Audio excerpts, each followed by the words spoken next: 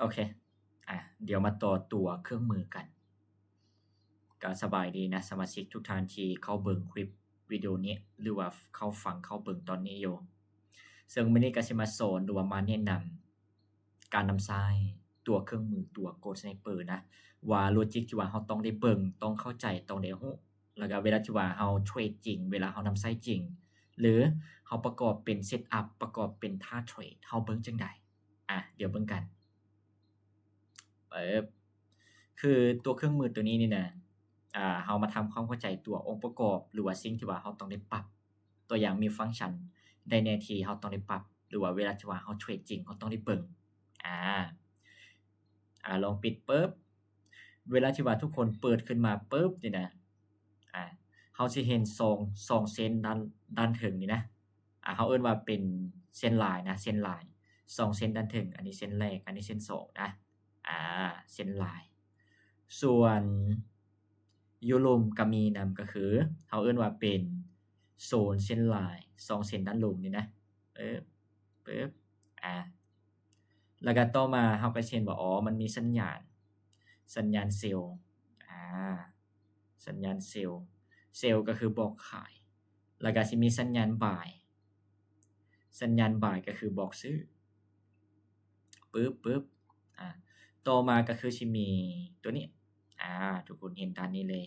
ปึ๊บอ่าคือมันสิโชว์เอิ้นว่ามันบอกว่าอ๋อจังหวะนี้นี่นะตัวอย่างไทม์เฟรม M15 M30 H1 H4 สินะฝั่งใดมันได้เปรียบอยู่ตัวอย่างล่าสุดหรือว่ากราฟณตอนนี้นี่นะ M15 มันก็บอกว่าดาว M30 ก็ดาว H1 ก็ดาว H4 ก็ดาวแสดงว่าอ๋อจังหวะนี้ฝั่งเซลล์ยังได้เปรียบอยู่กราฟเซตณปัจจุบันคันเราอาศัยตัวนี้ในการเบิ่งนะคือตัวนี้นี่นะเราสามารถใช้ในการเบิ่งว่าอ๋อฝั่งใดมันได้เปรียบหรือว่าเบิ่งเทรดเบิ่งตัว Market Structure หรือว่าเบิ่งโครงสร้างได้อันนี้ก็คือองค์ประกอบของเครื่องมือตัวนี้ ส่วนฟังก์ชันที่เราต้องได้ปรับมันมีบ่เดี๋ยวปึ๊บเราเข้าไปที่ตั้งค่าตัว Ghost Sniper นี่นะเข้าฟังก์ชันตัวตั้งค่าหรือว่า Setting นี่เลยปึ๊บจากนั้นเราสิเห็นตัวนี้ตัว Trade Mode นี่นะตัว Trade Mode นี่เลยปึ๊บเดี๋ยวเอาใหม่คลิกตั้งค่าปึ๊บหน้าแรกหน้า Input นี่เลยเราสิเห็น Trade Mode เวลาที่ว่าเราคลิกออกปึ๊บแล้วก็เรากดโอเคไปปึ๊บทุกคนสิเห็นว่าอ๋อสัญญาณนี่นะมันหลายนะสัญญาณหลายเลยเวลาที่ว่าเราปิดหรือว่าเราเปิดใช้ตัว Trend Mode เนี่ยนะเราติ๊กเข้าแล้วก็กดโอเคปึ๊บเนาะสัญญาณมันก็มีแต่น้อยเดียวซึ่งสัญญาณตัวนี้นี่นะมันสิช่วยคัดกรองว่าอ๋อเวลาที่ว่าเราใช้ตัว Trend Mode จังซี้แสดงว่ามันคัดกรองมันให้สัญญาณเฉพาะฝั่งที่ว่าได้เปรียบตัวอย่างฝั่งเซลล์มันได้เปรียบแสดงว่ามันเกิดแต่สัญญาณเซลล์สัญญาณ Buy มันสิบ่เกิดแต่คันเราบ่ใช้ตัว Trend Mode ปึ๊บแสดงว่าอ๋อมันเกิดสัญญาณทั้ง2ฝั่งเลยทั้ง Buy แล้วก็เซลล์นะซึ่งมันบ่คัดกรองว่าอ๋อมันต้องออกแต่เฉพาะฝั่งที่ว่าได้เปรียบนะมันบ่ได้คัดกรองแต่คันเราอยากคัดกรองก็คือเรามาเปิดตัว Trend Mode นี้ปึ๊บก็กดโอเคไป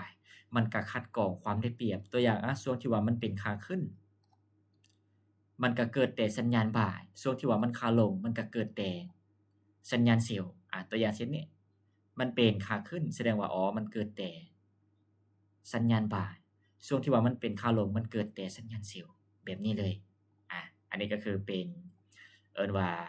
องค์ประกอบหรือว่าโลจิกตัวเครื่องมือที่ว่าเราต้องได้เบิ่งหรือว่าต้องได้รู้ว่าอ๋อมันมีหยังแหน่นะแล้วบัดนี้เวลาที่ว่าเราสิเทรดเดะเราสิประกอบเป็น Setup เป็นท่าเทรดจั่งใดคือเราสิเห็นตัว2เส้นนี้ด้านเทิงนี่นะ2เส้นด้านเทิงก็คือเป็นโซนที่เอิ้นว่าเราเล็งในการเข้าเซลล์แล้วก็2โซนด้านลมก็คือเป็นโซน Buy โซนที่ว่าเราเล็งในการเข้า Buy หรือว่าเล่น Buy ตัวอย่างปึ๊บ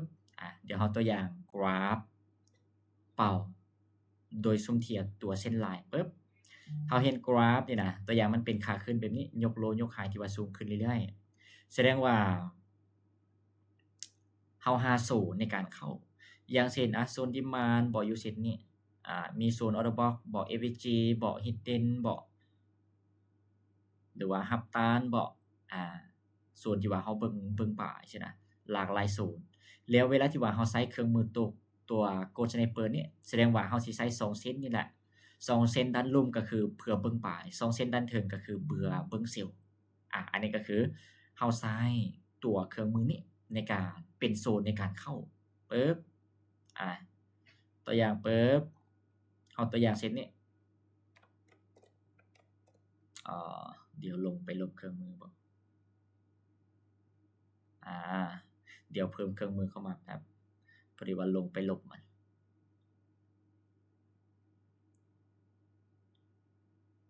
ปึ๊บลงไปลบมันโอเคเดี๋ยวเพิ่มใหม่โอเคปึ๊บใจเย็นๆนะโอเคมาเดี๋ยวมาต่อคือโซนนี่นะเฮาสิใช้ก็คือ2เส้นลายด้านเทิงนี่เป็นโซนที่ว่าเฮาเล็งเซลล์ส่วน2โซนเส้นลายด้านลุ่มก็คือเฮาเบิ่งป้ายนั่นเองแล้วบัดนี้เวลาที่ว่าเฮาใช้หรือว่าเฮาประกอบเป็นเซตอัปหรือว่าเป็นท่าเทรดก็คือเฮาสิเพิ่มตัวสัญญาณเข้านำแล้วก็ตัวแท่งเทียนเข้านำปึ๊บเดี๋ยววางโลจิกแบบนี้ตัวอย่างปึ๊บมันเป็นขาขึ้นแบบนี้กราฟอันนี้ตัวอย่างรูปแบบเส้นลายจากนั้นตัวอย่างปึ๊บเส้นนี้เป็นเส้นลายด้านลุ่มนะแสดงว่าสัญญาณเนี่ยนะคันมันเป็นขาขึ้นแบบนี้แสดงว่าสัญญาณเซลล์มันสิบ่เกิดมันสิเกิดแต่สัญญาณบ่ายแล้วบัดนี้เวลาที่ว่าเฮาได้แบบนี้ปึ๊บแสดงว่าโซนที่ว่าเฮาเล็งในการบ่ายก็คือ2เส้นด้านลุ่มนี่นะแสดงว่าเวลากราฟมันย่อฮอดโซนเส้นลายปึ๊บนี่นะแสดงว่ามันฮอดโซนที่ว่าเฮาเล็งบ่ายแล้วนะแต่ว่าเฮาบ่เข้าบ่ายทันทีเฮารอสัญญาณบ่ายจากเครื่องมือเวลาที่ว่าสัญญาณมาปึ๊บแสดงว่าเงื่อนไขถัดมาแล้วนะหรือว่าเงื่อนไข2มาแล้วนะจากนั้นเฮาเพิ่มตัวเงื่อนไข3ก็คือตัวแท่งเทียนเกิดสัญญาณปึ๊บเกิดแท่งเทียนกับตัวเฮาค่อยบ่ายขึ้นโลจิกแบบนี้เลยนะ3เงื่อนไขง่ายๆ3เงื่อนไขเลยแล้วบัดนี้เฮามาเบิ่งกราฟจริงตัวอย่างเซตนี้สัญญาณนี่นะมันมักสิเกิดก็คือกลางๆตัวอย่างเซตนี้แม่นอยู่ว่ามันเกิดสัญญาณเซลล์แต่ว่ามันบ่ทันฮอดโซนเส้นลายเฮาเบิ่งดีๆปึ๊บมันบ่ทันฮอดโซนนี้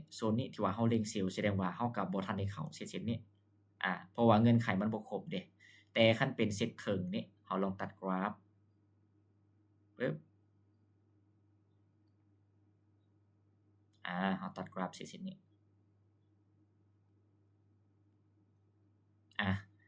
เสร็จนี้เดี๋ยวเฮามาเบิ่งกันปึ๊บเดี๋ยวเฮาลองรันกราฟนะเส้นนี้เฮาก็บ่ได้นะเฮาบ่ได้ออเดอร์เส้นนี้เพราะว่าบ่ทันได้ฮอดตัวเส้นลายอันนี้ก็คือไทม์เฟรมใหญ่ซึ่งท่านี้นี่นะมันเหมาะกับช่วงที่มันเป็นไทม์เฟรมย่อยนะท่านี้แต่ว่าคันเป็นไทม์เฟรมใหญ่ซี้นะเฮาสิเอิ้นว่าเพิ่มโลจิกเงื่อนไขอื่นเข้ามาอย่างเช่นที่ใช้ณปัจจุบันก็คือสิเพิ่มตัว liquidity เข้ามาบัดนี้เฮาลองมาเบิ่งไทม์เฟรมย่อยดูคือระบบนี้นี่นะเฮาใช้เทรดในไทม์เฟรม M3 M5 แล้วแต่เฮาเลยปึ๊บเดี๋ยวเฮามาเบิ่งเซตอัปที่มันเป็นเซตอัปตัวอย่างปึ๊บตัวอย่างเส้นนี้เฮาลองตัดกราฟเบิ่งว่ามันฮอดบ่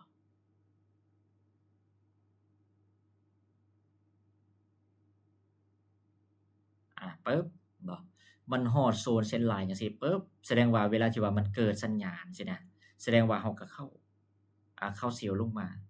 บ่ฮู้ดอกว่ามันสิแพ้มันสิชนะส่วน SL นี่นะคันเป็นเซตแบบนี้เฮาก็มาวางที่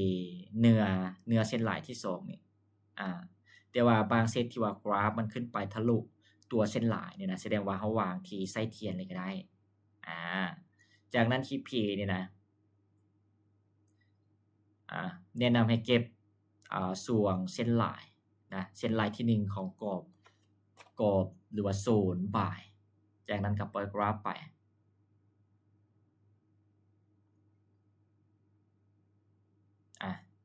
เสร็จนี้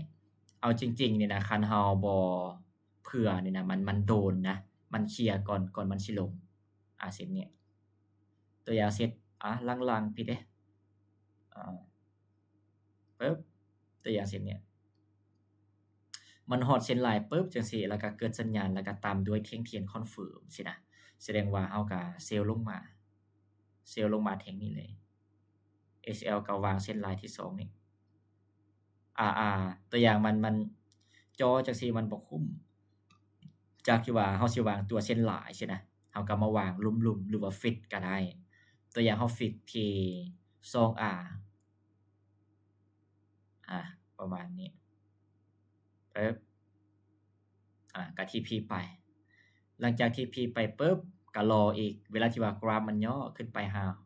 หาเส้นหลายอีกสินะก็แสดงว่าฮอดโซนในการเล็ง buy เล็ง sell ของเฮาตัวอย่างเสร็จนี้เวลาที่ว่ามันมาแตะนี่นะเฮาเบิ่งมันฮอดบ่โซนบ่มาแตะปึ๊บแสดงว่าเฮาต้องรอสัญญาณบ่สัญญาณมันเกิดแท่งนี้แสดงว่าเฮาต้องได้เข้าออเดอร์สิเสร็จนี้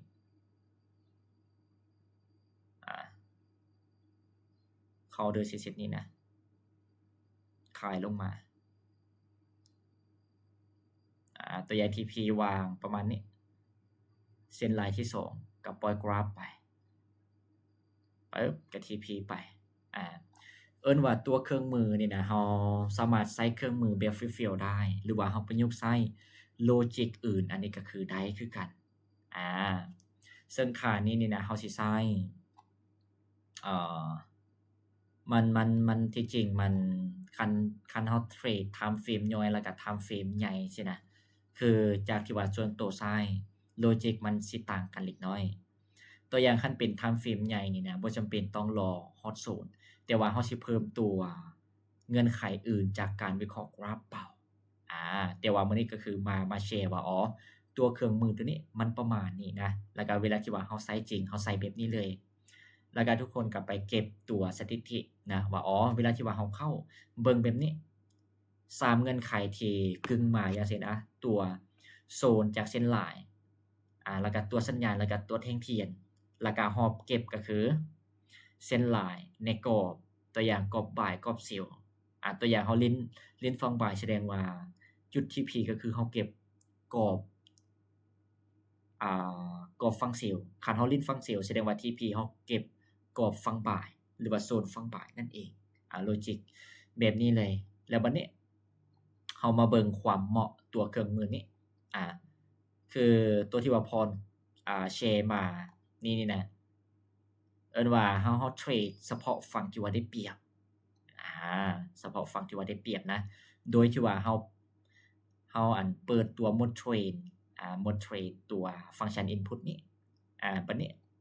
คันเฮาอยากลิ้น2ฝั่งเดะเครื่องมือตัวนี้นี่นะ1มาคันเฮาลิ้นตามเทรนด์ก็คือเฮามาเปิดตัว Trend Mode นี้ซึ่งว่าอัตราชนะสูงแต่คันสภาวะตลาดมันเป็นเทรนด์บ่ชัดเจนแสดงว่าเฮาสามารถเข้าไปเล่น2ฝั่งได้ทั้ง buy ทั้ง sell ได้แบบนี้เลยตัวอย่างปึ๊บกราฟมันเป็นขาขึ้นชัดเจนแสดงว่าเฮาเปิดตัว Trend Mode เพื่อลิ้นแต่ฝั่ง buy หรือ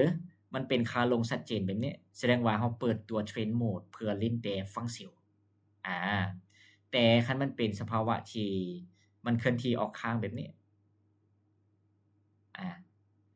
เฮาเปิดให้มันเกิดสัญญาณคือเฮา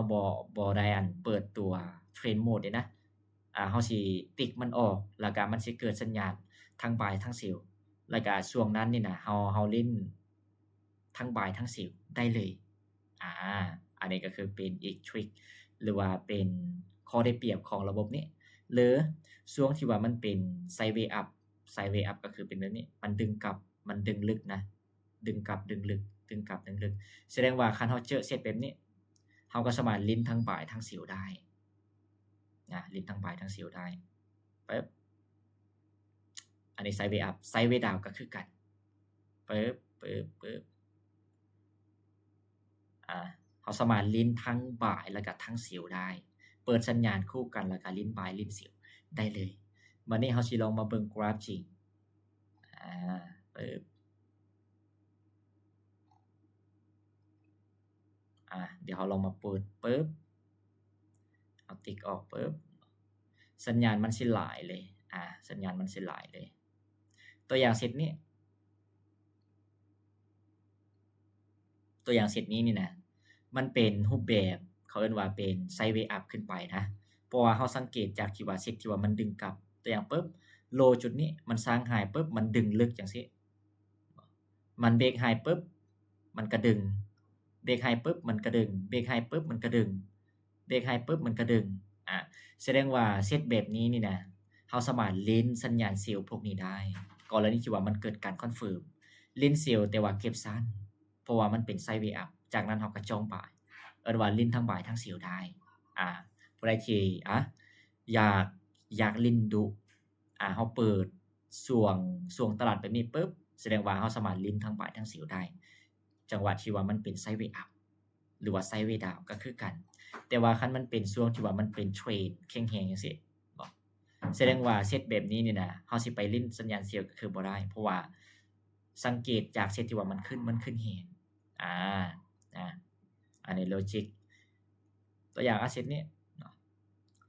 มันลงมานี่นะคันเฮาเบิ่งอีหลีมันก็เป็นรูปแบบ sideways down เนาะเส้นนี้นะมันดึงกลับลงมาแล้วก็ดึงกลับแรงลงมาแล้วก็ดึงกลับแรงแสดงว่าเราสามารถลิ้นทั้งสัญญาณบ่ายแล้วก็สัญญาณเซลล์ได้เลยเส้นนี้แต่ว่าแนะนำรออันตัวแท่งเทียนในการคอนเฟิร์มก็ประมาณนี้สำหรับตัวเครื่องมือตัว Gold Sniper อันนี้ก็คือ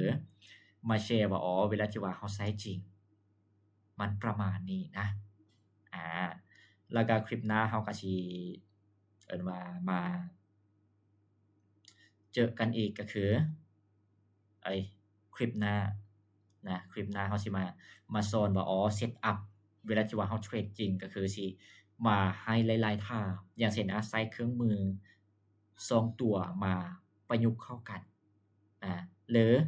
ถ้าเทรดที่เบิ่ง time frame ย่อยเบิ่ง time frame ใหญ่แบบนี้มันมี logic ต่างกันจังไดคลิปหน้าก็คือเราสิมาเจาะลึกว่าเซตอัปหรือว่าท่าเทรดที่ส่วนตัวใช้จากเครื่องมือเป็นจังได